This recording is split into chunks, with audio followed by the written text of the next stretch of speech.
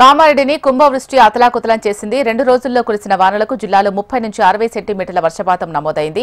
ఆగస్టులో సాధారణ వర్షపాతం కంటే 135% అధికంగా కురిసిందని అధికారులు తెలిపారు. రాష్ట్రంలోనే అత్యధిక వర్షపాతం కామారెడ్డి జిల్లా రాజంపేట మండలంలో నమోదైంది.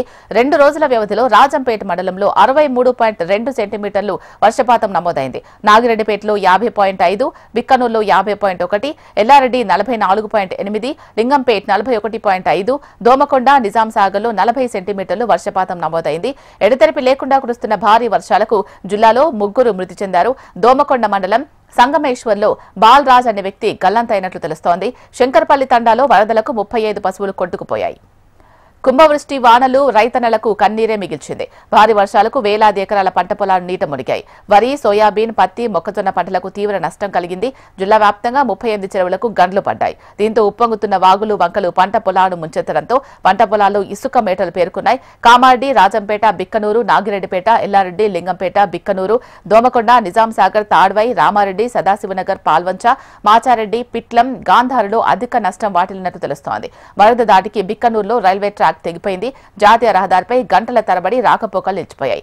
భారీ వర్షాల నేపథ్యంలో కామారెడ్డి జిల్లా వ్యాప్తంగా విద్యాసంస్థలకు మరో 2 రోజుల పాటు సెలవులు ప్రకటించింది విద్యాశాఖ.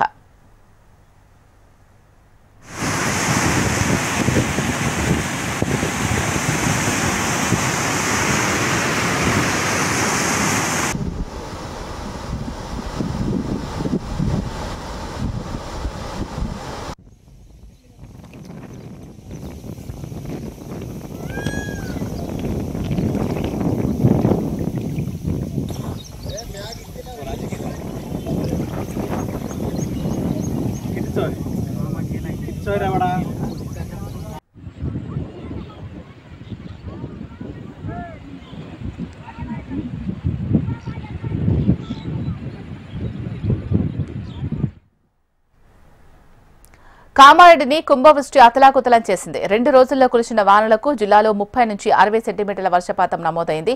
ఆగస్టులో సాధారణ వర్షపాతం కంటే 135% అధికంగా కురిసిందని అధికారులు తెలిపారు. రాష్ట్రంలోనే అత్యధిక వర్షపాతం కామారెడ్డి జిల్లా రాజంపేట మండలంలో నమోదైంది. 2 రోజుల వ్యవధిలో రాజంపేట మండలంలో 63.2 సెంటీమీటర్ల వర్షపాతం నమోదైంది.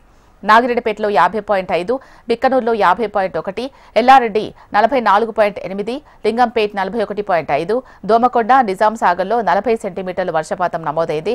ఎడతెరిపి లేకుండా కురుస్తున్న భారీ వర్షాలకు జిల్లాలో 3 మృతి చెందారు. దోమకొండ మండలం సంగమేశ్వర్లో బాలరాజ్ అనే వ్యక్తి గల్లంతైనట్టు తెలుస్తోంది.